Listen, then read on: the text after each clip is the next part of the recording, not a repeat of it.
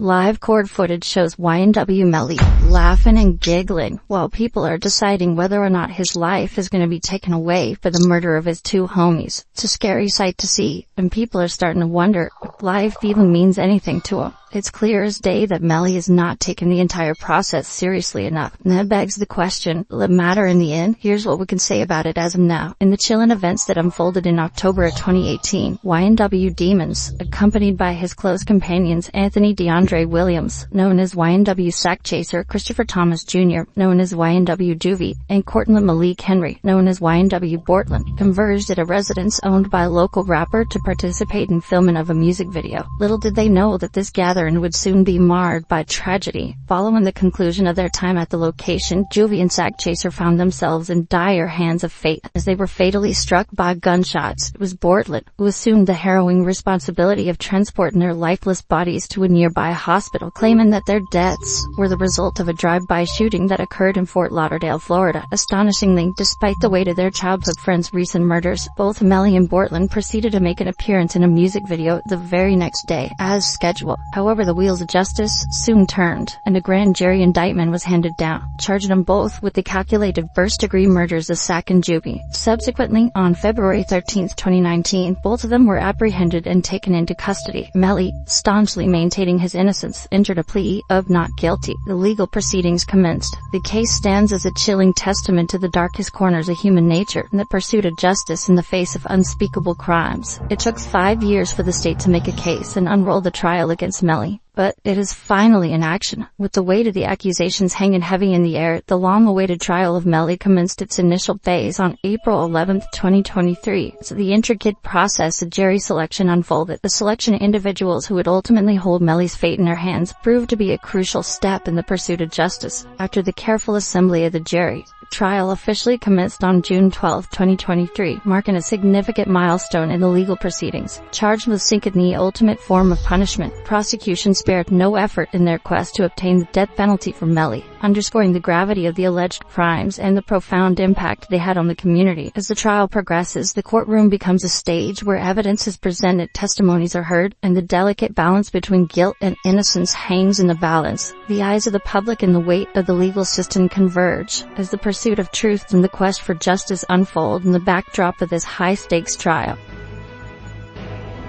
We are that caused a disaster. My chopper preacher ripped that like a pastor. Turned to a ghost, not a caught him no cast. But like a book, we own in that job. You ain't got no juice cause you lost your adapt. Now let us delve deeper into the solemn proceedings of YNW Melly's double murder trial. The gravity of the situation cannot be understated, as the defendant stands accused of the brutal slaying of two individuals, and the state adamantly asserts that YNW Melly is a ruthless and cold-blooded killer, while the defense counters, challenging the state's ability to substantiate their claims. On the fateful night of October 26, 2018, the four individuals departed a recording studio together at 3:19 a.m., captured on surveillance footage as they entered a gray SUV. Over an hour later, Bortland arrived at an emergency room with Juvie and Sack Chaser, lifeless in the vehicle. Curiously, Melly was not present, and Bortland claimed that they had fallen victim to a drive-by shooting. However, his unscathed state raised suspicion. Bortland faces separate charges while Melly confronts the possibility of the death penalty, a groundbreaking prospect under the new lowered threshold in Florida law. Previously, a unanimous 12-0 jury vote was required, but now a vote of 8-4 is sufficient in furtherance of a criminal gain. So what you will learn from the evidence, from the Instagram, from the private messages, was that Jamel Demons is a member of the G Shine Blood set. This is not a stage personality. This is not an actor that's playing a character. This was his real life. The trial commenced with the prosecution's opening statements delivered by Assistant State Attorney Christine Bradley. With conviction, she portrayed Melly as a merciless perpetrator, alleging that he callously murdered his two friends. To substantiate this narrative, she presented a chilling account of events. At 4:35 a.m. on October 26, 2018, Bortland arrived at Memorial Miramar Hospital, his vehicle housing the lifeless bodies of Sack Chaser and Juvie, riddled with bullet wounds. As the trial progressed, evidence emerged that contradicted Bortland's initial initial claims of a drive-by shooting, prosecutors argued that Melly's involvement in a gang, coupled with the seemingly incriminating Instagram message, amounted to a confession. Context played a significant role in the interpretation of this message, illustrating the nuances that influence its meaning. To perform their mission of pursuing justice. But that's not what occurred here. What they will bring you is a case.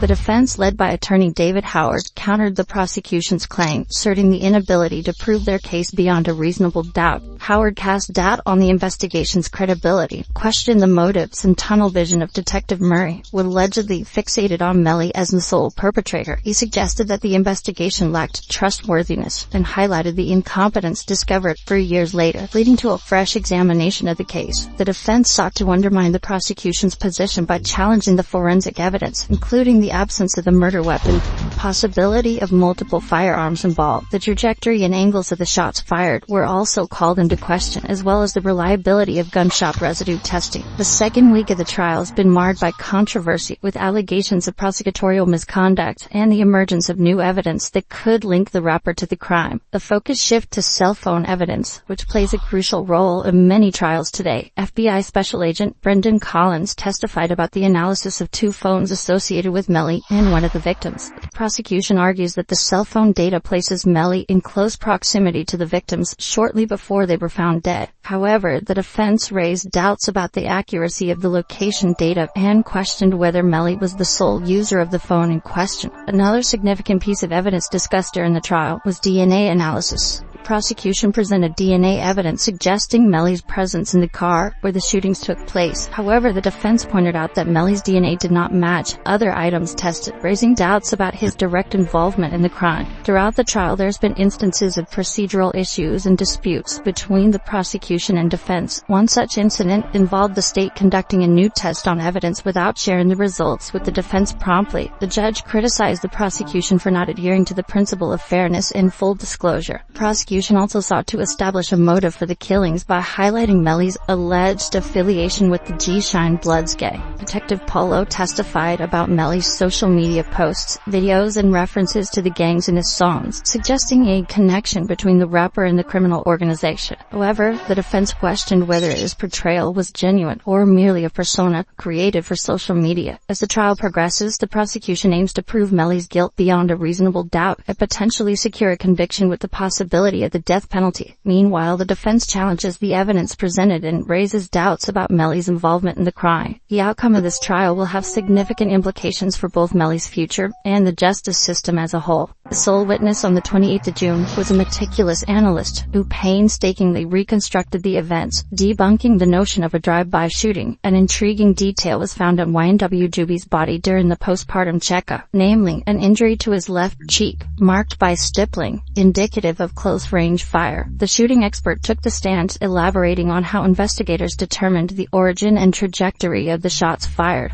As we piece together the puzzle, it becomes evident that the shots did not originate from a passing vehicle, but rather from the driver's side back seat. But how much time transpired between the fatal shots and the meticulously planned cover-up? It was a crucial period, allowing the victims' hearts to cease beating and circulation to cease. The evidence presented raises questions about the authenticity of the depicted firearm usage. However, the witness could not recall witnessing such a scene during his career, adding an air of intrigue to the trial. In a stunning development, recently unearthed recordings shed light on the fateful night, with Melly allegedly committing the unthinkable act. These audio recordings captured conversations between Melly and Bortland as they recount the events to the police. According to their narrative, as they departed from the recording studio, their vehicle came under gunfire from another car. Tragically, their 2 friends fell victim to the bullets and succumbed to their injuries. In a state of panic and desperation, they rushed the bodies to the hospital. However, as investigators meticulously scrutinized the details, suspicions began to emerge, casting doubt on the honesty of their account. In these revealing recordings, Bortland's uneasiness becomes obvious as he recounts the story. There's a discernible undercurrent of nervousness, suggesting that the narrative being presented may not align with the true sequence of events. The investigators find themselves confronted with a web of uncertainties, raising doubts about the accuracy and authenticity of the story that unfolds. What can I tell you if I'm ducking from a life? This piece of evidence could be crucial in the trial, as this story tells a lot about Bortland, and the fact that he lied could be mentioned in the upcoming days. On the other hand, we have yet to see Bortland testify testify in front of court. People know that if there's a piece of evidence that can undoubtedly be used to put Melly behind bars, or even worse, it would be Portland's testimony. He's the only one who could seal Melly's fate once and for all. If Portland takes the stand and points the finger at Melly and says that he did the crime, there's a little that the defense could do in order to save Melly from being found guilty. On the other hand, law experts believe that Melly's defense team will eventually start putting the blame on Portland. As the weeks go by and the trial becomes less tacit, it's becoming more and more apparent that the state does in fact have strong evidence against Melly, even though this is a circumstantial case. People wonder how Melly is dealing with the ongoing trial process and whether or not he's in fear for his life. One thing about his reaction so far is very clear. He's not following the courtroom guidelines that most lawyers advise their clients to follow. In fact, some say he's doing the exact opposite. On multiple occasions, Melly acted out of line and somewhat inappropriate even. Believe it or not, Melly even laughed in front of the courtroom while a piece of evidence against him in a death penalty case was being presented. He was even seen blowing kisses at one point and sending them to all the people inside. If that doesn't tell you something about Melly, then nothing does. People think that this was nothing short of a foolish move. The jury sees everything, and they'll not forget his behavior once his time is up and the ultimate decision has to be made. One comment online said, "Laughing during your murder trial is a stupid thing to do. Yeah, it isn't evidence you murdered someone, but it just looks bad. The jury is only human. It could work against you." Another person wrote, "The jury is watching him all time." In a gripping moment within the courtroom, the mother of YNW juvie, Leandra Phillips, took her place on the witness stand. With a solemn determination in her eyes, she embarked on a poignant testimony that would shed light on the events surrounding the fateful night. Juvie's mother pointed with conviction at her son, unmistakably identifying him amidst the surveillance footage captured outside the New Era recording studio in Fort Lauderdale, Florida. A jury's gaze was fixed upon the screen, bearing witness to the presence of Melly, Juvie, Sack Chaser, and Bortman as they departed from the studio on that fateful day. Assistant State Attorney Christine Bradley skillfully wove the narrative, drawing attention to the significance of the video recorded prior to the tragic double murder in the early hours of October 26, 2018. The footage unveiled Melly taking his place in the left rear seat of the Jeep vehicle, Sack Chaser occupying the front passenger seat, and Juvie positioned in the right rear seat. Guided by her deep maternal bond, Bradley turned to Juvie's mother, beseeching her to confirm the identity of her beloved son amidst this haunting visual account. It was a hard pill to swallow, and the video gets increasingly more painful to watch. People feel sorry for the loss, and they express their sorrow online as well. "My sincerest condolences to his mom. Hope they get the justice they deserve."